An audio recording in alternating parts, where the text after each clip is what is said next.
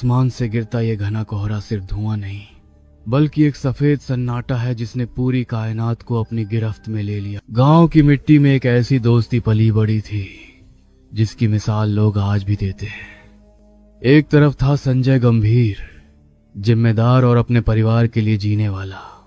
दूसरी तरफ था उसका जिगरी यार विनायकर्ण। विनायकर्ण नाम जितना भारी था, उसका व्यक्तित्व उतना ही चंचल। वह पूरे गांव में अपनी हाजिर जवाबी और कौतुक कारनामों के लिए मशहूर था। गांव वाले कहते थे कि विनायकर्ण की जुबान पर सरस्वती का वास है, पर उसका दिल हमेशा किसी न किसी मुसीबत को न्योता देता रहता था। एक शाम सूरज ढल रहा था और आसमान में लालिमा छाई थी। गांव में बिजली की समस्या हमेशा से थी, इसलिए अंधेरे होते ही सन्नाटा पसर जाता था। संजय और विनायकर्ण चौपाल पर बैठे थे। तभी एक संदेशवाहक आया।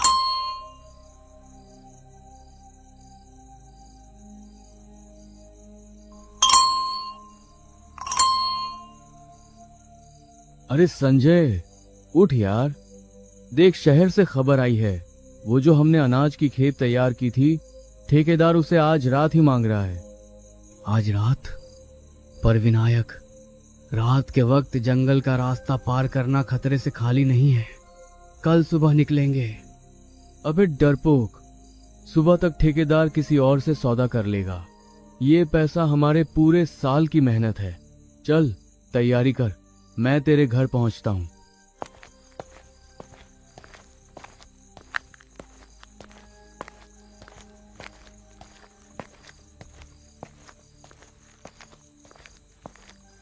संजय के घर का माहौल भारी था। संजय का पिता दीनानाथ 35 साल का बलिष्ठ व्यक्ति। ये संजय के बूढ़े दादाजी दीनानाथ के पिता थे। उनकी उम्र 90 के पार थी। कहां पैर निकाल रहे हो इस काली रात में? क्या तुम्हें गांव की सुगबुगाहट सुनाई नहीं दे रही? बाबूजी, काम जरूरी है, हमें निकलना ही होगा। दादाजी, विनायक चाचा साथ हैं, आप फिक्र न करें। चुप कर संजय, तू अपने पुरखों की बातों को मजाक समझता है। विनायकर्ण तो खुद एक आफत है। तू उसके साथ जाकर अपनी मौत को दावत दे रहा है। वो छलावा, वो कोई मामूली साया नहीं है। बाबूजी, आप हमेशा वही पुरानी बातें लेकर बैठ जाते हैं। विज्ञान का युग है, अब कोई भूत प्रेत नहीं होते। विज्ञान? जब वो जंगल की हवा तेरा नाम पुकारेगी, तब तेरा विज्ञान कहाँ जाएगा? तू नहीं जानता आज से 2000 साल पहले क्या हुआ था? सुनो, आज जहां सन्नाटा पसरा है, ठीक 2000 साल पहले इसी मिट्टी पर एक आलीशान साम्राज्य हुआ करता था। लेकिन उस वैभव के पीछे एक काला इतिहास भी दफन है। वहां एक स्त्री थी, पवित्र और निश्चल, लेकिन उसके अपने ही लोगों ने उसके साथ ऐसा छल किया जिसकी कल्पना भी नहीं की जा सकती। उसे इसी घने जंगल के सबसे पुराने उस विशाल बरगद के नीचे जिंदा दफन कर दिया गया था। सोच, जब उसकी आखिरी सांसें उस मिट्टी में घुट रही होंगी, तब उसके मन में कितनी नफरत रही होगी। मरते वक्त उसने अपनी आखिरी चीख के साथ एक भयानक श्राप दिया था। उसने कसम खाई थी कि इस धरती पर जो भी पुरुष वासना का कीचेज या अहंकार का जहर लेकर कदम रखेगा, वह उसे अपना ग्रास बना लेगी। वह कोई मामूली आत्मा नहीं, वो एक छलावा है। उसकी शक्ति उसका रूप बदलना है। वो तेरी कमजोरियों को जानती है। वो तुझे वही दिखाएगी जो तेरा दिल सबसे ज्यादा चाहता है। सावधान रहना, वह तुझे बहलाने के लिए रिया का चेहरा ओ कर आएगी, तो कभी ममता का ढोंग रचाकर तेरी माँ बनकर सामने खड़ी होगी। वह कोई भी रूप ले सकती है जिसे देखकर तू अपना बचाव छोड़ दे। लेकिन याद रखना, जैसे ही तू उसकी माया में फंसकर उसकी आंखों में झांकेगा, तेरा खून बर्फ की तरह जम जाएगा और तेरी रूह हमेशा के लिए उसी बरगद की जौ में कैद हो जाएगी। विनायकर्ण मजाक उड़ाते हुए, अरे बाबा, 2000 साल में तो वो चुड़ैल भी बूढ़ी हो गई होगी। अब उसे मुझ जैसे जवान लड़के में क्या दिलचस्पी होगी? हंस मत विनायक, रुक जा। तेरी ये नादान हंसी मुझे डरा रही है। जिसे तू एक साधारण स्त्री समझकर उसकी ओर खींचा चला जा रहा है, वो कोई इंसान नहीं, वो एक छलावा है। तुझे क्या लगता है जो तू देख रहा है वही सच है? नहीं, वो तो बस माया का एक जाल है। काफी बहस के बाद जब दीनानाथ और विनायकर्ण नहीं माने तो बूढ़े दादाजी ने एक शर्त रखी।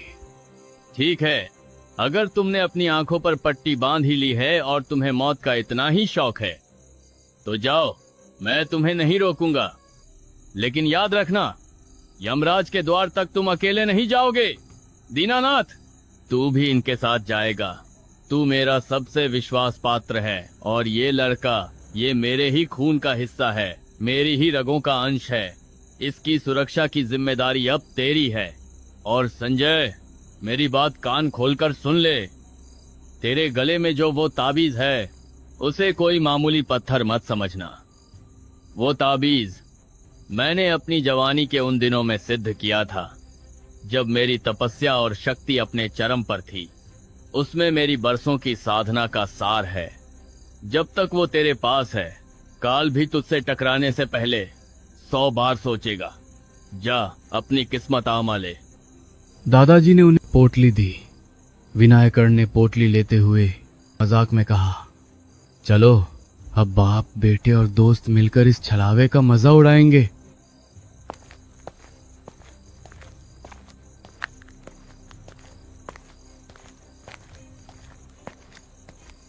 जैसे ही उन लोगों ने जंगल की अदृश्य सीमा को पार किया, वातावरण में एक भारी और डरावनी खामोशी छा गई।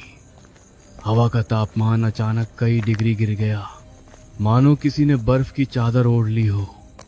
वह ठंड हड्डियों में चुभने वाली थी, जो साधारण सर्दी नहीं बल्कि किसी अनजानी अनहोनी का संकेत दे रही थी।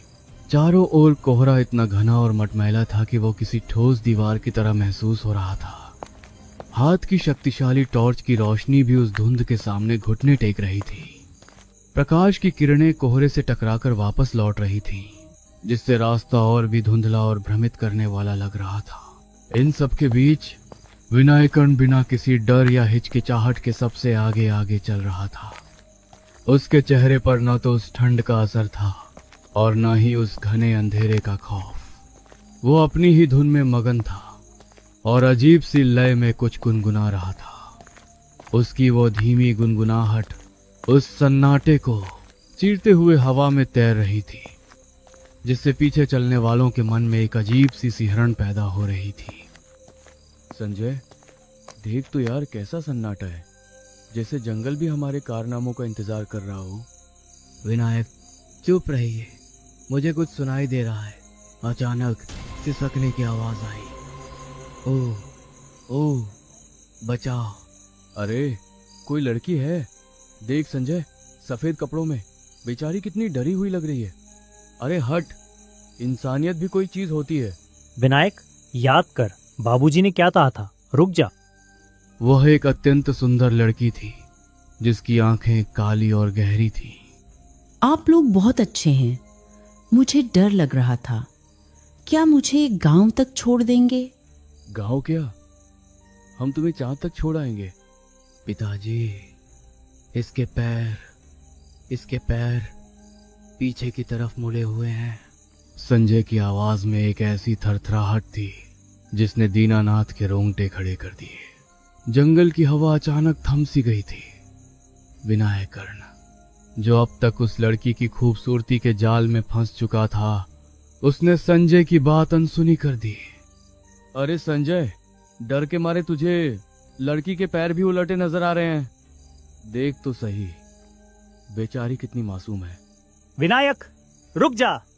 संजय झूठ नहीं बोल रहा, देख उसके पैरों की तरफ। संजय ने अपनी टॉर्च की रोशनी नीचे जमीन की ओर घुमाई। कोहरे के बीच जो दिखा, उसने सबकी सांसें रोक दी।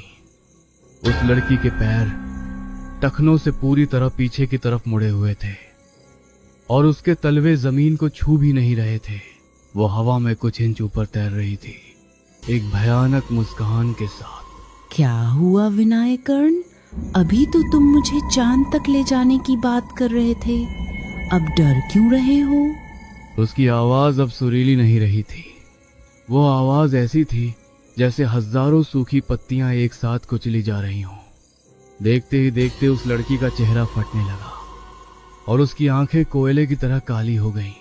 विनायकर्ण ने पीछे हटने की कोशिश की, लेकिन छलावे ने बिजली की फुर्ती से उसका हाथ पकड़ लिया। विनायकर्ण का हाथ पकड़ते ही छलावे के शरीर से काला धुआं निकलने लगा। संजय, बचा मुझे।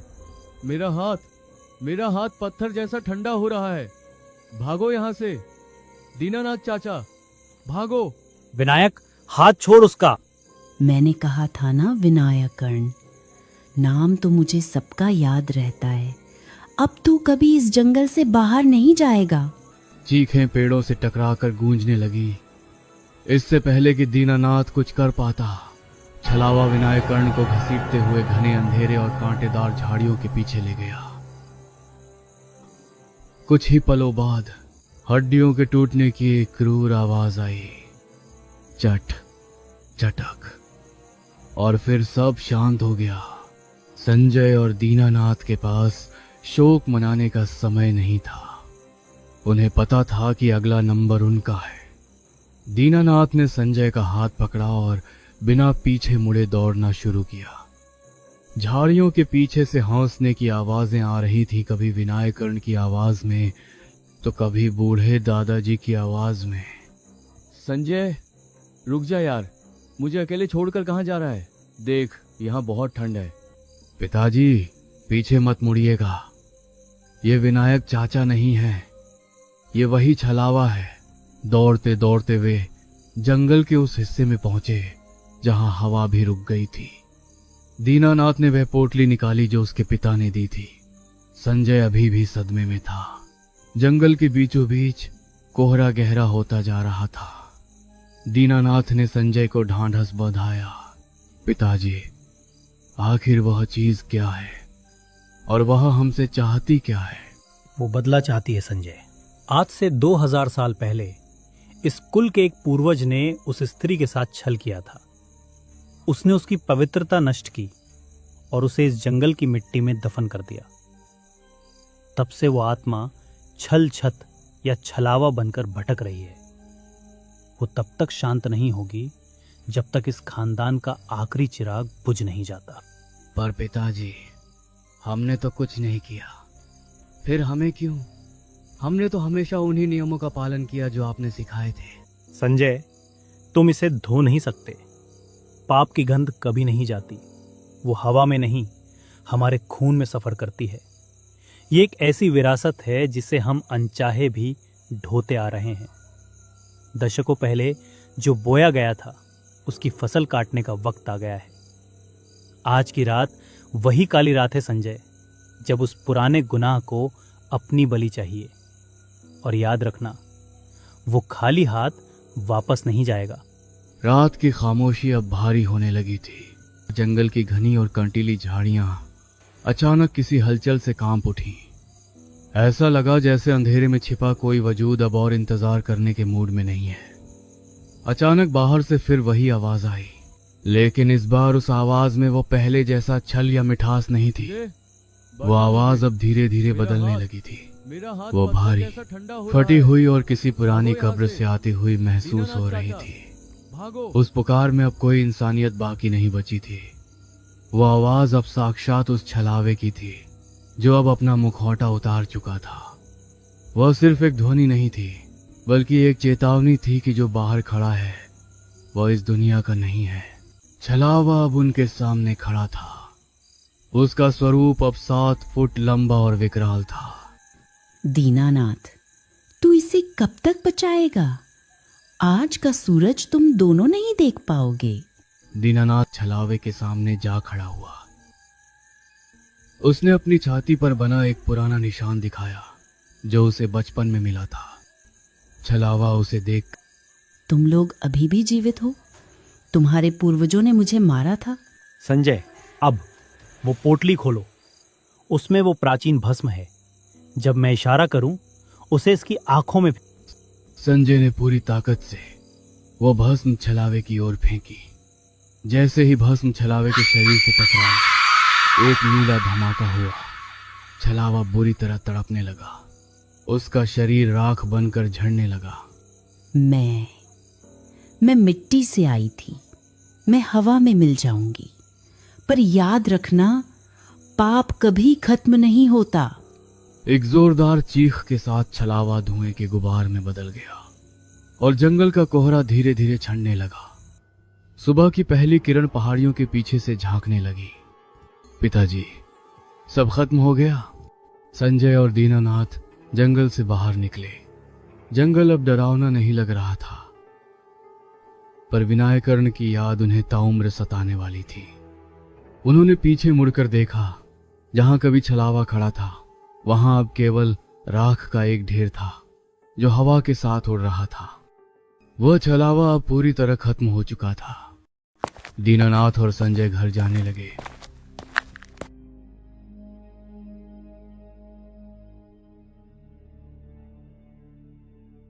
अब दीनानाथ और संजय रात में कभी नहीं निकलते थे।